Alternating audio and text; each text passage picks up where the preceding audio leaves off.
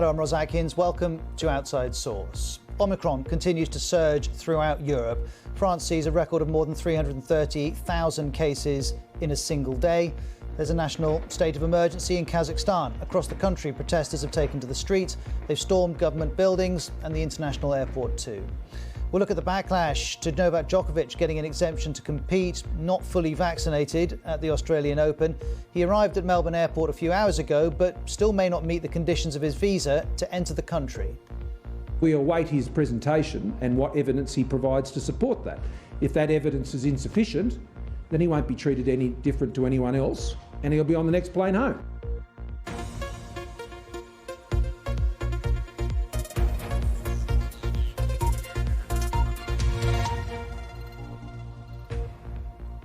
We'll begin in Europe, where governments are struggling to contain the Omicron variant. France has just recorded 335,000 new cases, a new daily record for Europe. The French Parliament is debating legislation that would replace France's health pass with a vaccine pass that would be required for entry into restaurants, bars and all public transport. A negative test or recent recovery from COVID will no longer suffice. From France to Austria, it'll be the first European Union country to introduce mandatory vaccines starting in February. Those who refuse to be vaccinated will be subject to fines. And then Italy has reported 189,000 infections today. That's a new national record.